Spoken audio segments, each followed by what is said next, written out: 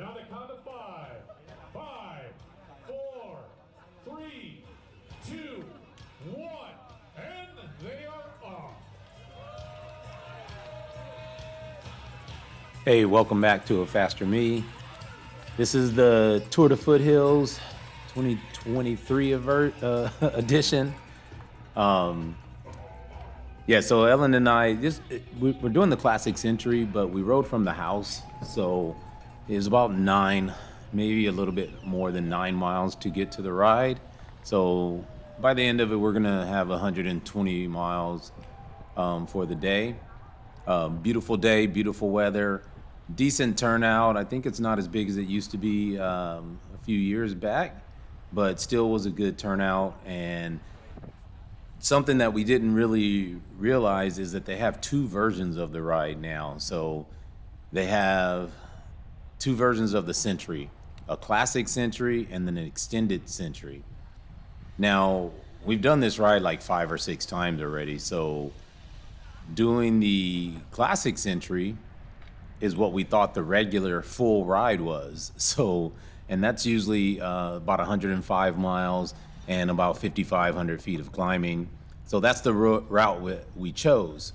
And we thought the extended century was additional climbing.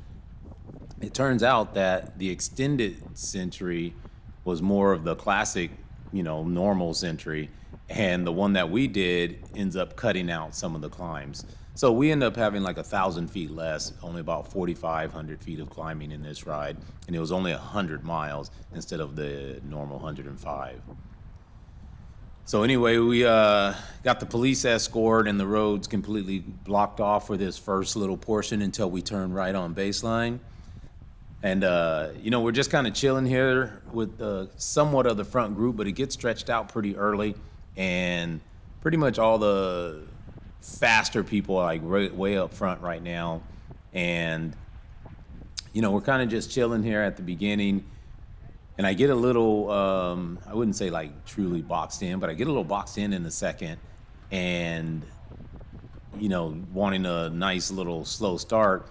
But then as I see the group is like really separating from the front up there, I kind of want to get up there with the guys in the front and use a little bit of the free speed up until the first sag stop. So here's where I'm a little bit boxed in, and then there's going to be a group that comes by to the right. And usually at the front are kind of like all the racers and stuff like that. I know Jack and Eli are up there. There's a couple other people that I recognize but don't really know that, I know they race as well. And they're kind of setting a pretty good pace up front. So when that little group right there goes by to the left, I just look for a way out. And then I'm going to tell Ellen, hey, let's take advantage of the free speed and kind of jump up there. So right after I just kind of look back and I tell Ellen, like, hey, let's go get up there and get some free speed down baseline. Baseline is like, maybe like 0.5%, 1% downhill. So you're going to be going at a pretty good clip if you can stay with the front group at that point. So here I decide to bridge up to the front. Have to put in a pretty good effort because they're going pretty fast up there. I mean, it's nothing special, but as you can see, we're on like a little 3% incline. This road goes from like 3 to 5%, or about 2 to 5%, sorry. So obviously I don't want to go too hard. We're in like the first mile of, 120 mile day. So, but I end up having to put in a pretty good effort because I was like, oh yeah, I'm not going to catch them at this pace if I just kind of chill. So putting in a pretty good effort to bridge here. The only thing is what I didn't realize is Ellen's on my wheel right now. And I didn't realize that she gets cracked. She never said anything. She never told me to slow down or anything else. It was just silent, so I just assumed she was still on my wheel. And when I bridge to the front up here, I just sit in. I get into the group and sit in and recover a little bit. Even though I'm not, I'm doing fine. You can see my heart rate's 166. I max out at just about 200. So yeah, for me, it's fine, but I didn't even realize she's not with me right now. So I just kind of get into this group and, kind of chill, get the draft, and take advantage of their momentum and, their effort. I was a little bit surprised, though. I didn't really see anyone that I know or normally ride with on this ride, even though I know people are out there. I didn't see too many PAA people either. It was just kind of, I don't know, I think everybody was just spread out, and I know a lot of people did different rides. Some people did the 60-mile ride opposed to the Century.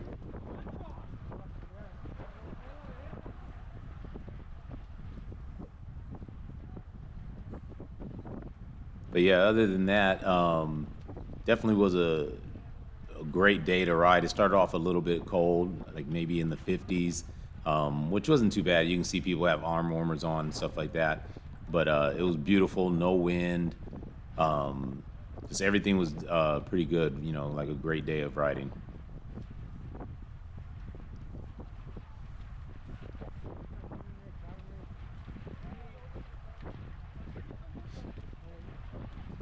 This year too, they had like the route was completely different from what I'm used to. There's I don't know if it was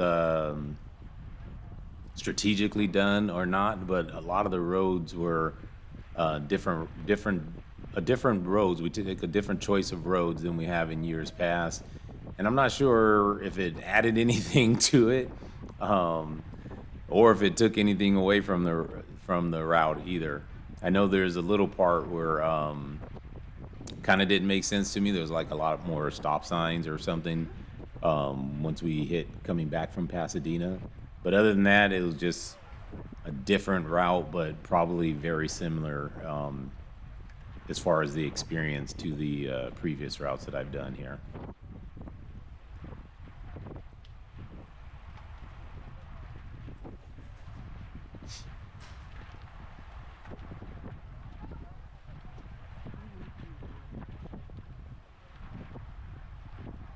Another thing too, like they had the KOM. They have two, so they have two KOMs. They have a KOM for a climb and a KOM for a sprint. And it was a little bit, I don't know, interesting choice of where they put these KOMs.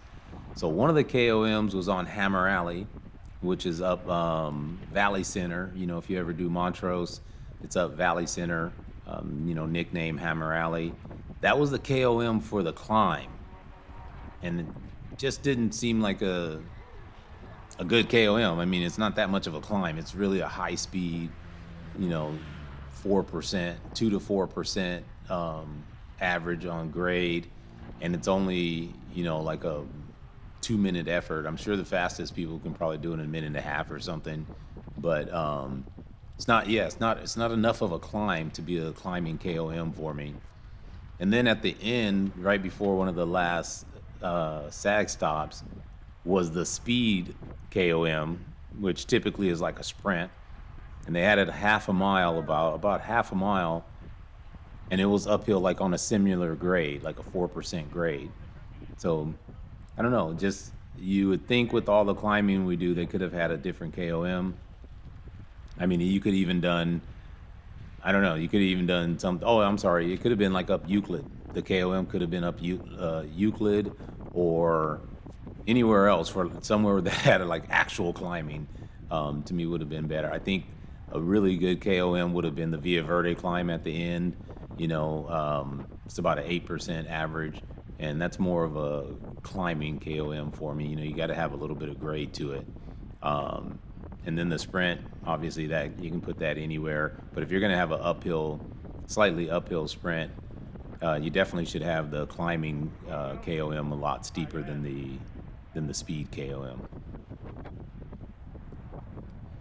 So anyway, right here is about where I finally noticed Ellen's not on my wheel. I'm going to go up with those guys that just went up on the left there. And that's Rachel to my right, if you saw her with the white helmet. And she yells, "Hi, Anthony." And I didn't know who it was, so I said, "Hi, whoever it is." And she told me it was Rachel. And then I noticed, I was like, oh, she only said, "Hi, Anthony." She didn't say, "Hi, Ellen." And so then I was like, ooh, is Ellen even still with me? And it took me a second to realize it, but I just thought back in my head, I was like, oh, why did she say hi, Anthony only, you know? So, so yeah, I'm gonna look back and talk to her for a second, and she's been like, yeah, I never even saw Ellen. So, I didn't realize Ellen was dropped like way back, and she was by herself. There was no group, so she didn't even have. She was trying to chase this whole time. She's chasing on right now, kind of blowing herself up, chasing by herself because there was no group to help. And then she finally got in with like a group of about 4 or 5 guys, and they started chasing. But when I start looking back, they're nowhere in sight. I can't even see a single, bike behind our group, just because this pace was a little bit faster and we separated from the main pack, like, I don't know, a good half a mile separation or so. So yeah, here I'm talking to Rachel in a second, and she's like, yeah, I never even saw her. So that's Rachel there with the white helmet. Yeah, next to the girl with the multicolored jersey. Hey, Ellen, she was right on my wheel. Oh, man. So yeah, I'm gonna kind of slide out of the group. Eventually I fall back, pick Ellen up, and then we catch back up to the front.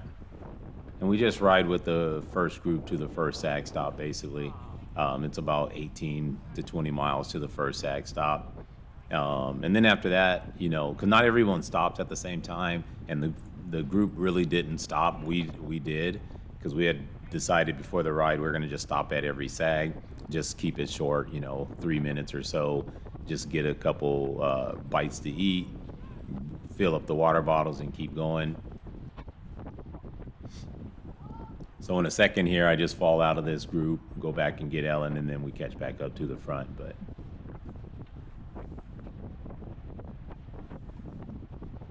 it was good to see Rachel back out too. I haven't seen her in a while. Probably, I don't know, it's probably been close to a year since we've ridden anything together. I think the last time I was on any ride with her was probably Velodrome. The Carson Velodrome probably was the last time I was on a bike with her or whatever. So yeah, it was good to see her back. She said she hadn't done any group rides or anything for a long time, so definitely good to see her out there. I could tell she was having fun too. So we were pretty much at every sag stop at the same time they were. They're there before us, and then kind of leaving by the time we got there. So that's Jack right there next to me. Jack came up just to say hi and see how I was doing, and he's been doing great. Him and Eli both had a great year last year, and I asked him about his experience in Europe, and yeah, he said it was awesome. He would love to do some racing back there next year, and that's kind of his goal. Is kind of get on the national team and be able to race overseas. So it's definitely great to see both Jack and Eli out here. I think Eli won the national championship this year. I know Jack's been state champion as well. I don't think he has a national championship, but I could be wrong. But either way, both of them are, doing a great job and been racing the P123s this year. So I think they're both Cat 2s now. So it'll be exciting to see how the season goes for them this year.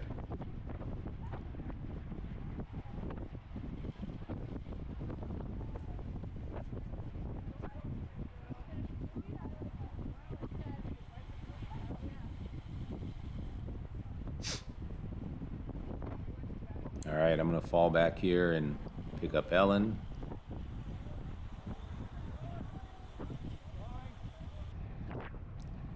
All right, so this is after the big climb on Euclid. That's Ellen flying by me there. Now we're coming down Baldy Road. Very fun section. Yeah, really fun section and just super high speed. Ellen was, she kind of cracked herself trying to catch back up to us in that front group, and she kind of never recovered. So I kind of pull up next to her here, and I'm like, hey, why are you pedaling?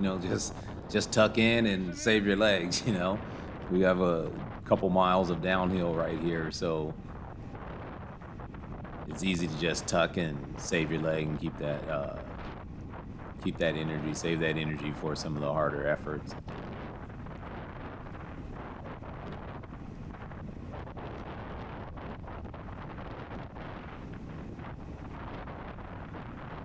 Yeah, I'd love to.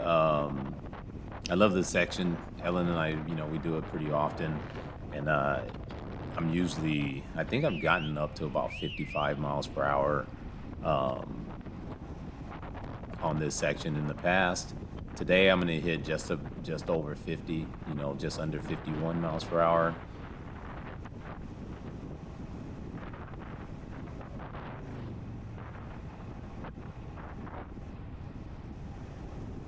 Some people think you're crazy to go this fast, and it could be, but it's definitely fun, and especially when you don't have to pedal. I'm pedaling right now just to keep momentum over the hill. It's not a hill, actually. It just flattens out a little bit. So just to keep momentum, and then you just tuck in again. You definitely could go a lot faster if you choose to, just by powering, getting up to momentum before you tuck. But after a certain speed, depending on what gearing and stuff you have, it's inefficient to keep pedaling. It's better to just tuck.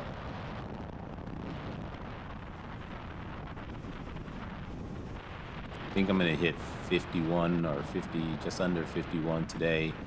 But it's crazy to see 80K, on the speedometer up there to the left. 80K just seems so fast.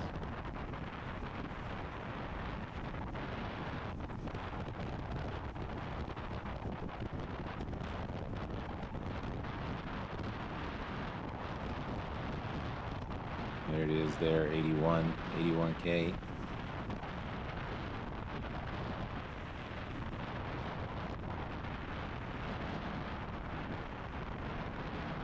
Can't wait to do this section on the new bike. I got a new SL8 as well, and that thing is a missile. Because I just bought it, so I didn't want to do 100 miles on it for like the first ride. Because I'm sure the geometry and my seat position and stuff like that is just a little different. So I rode the old bike. I got an SL6, rode the old bike, but yeah, the SL8 is a missile as far as like carrying speed and just a little bit more aerodynamic stuff like that.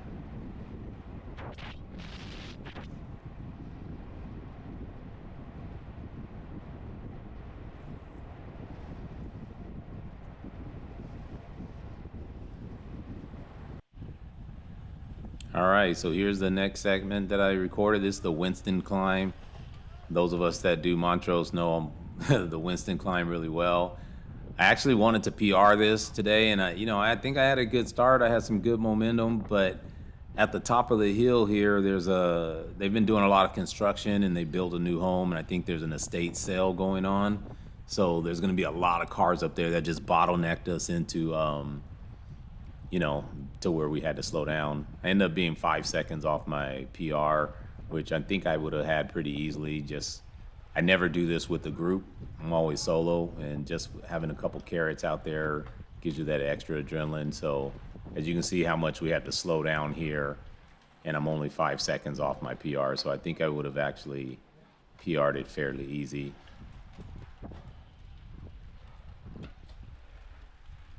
That was Pat Carroll in front of me with the Go Fast suit. Shout out to Go Fast.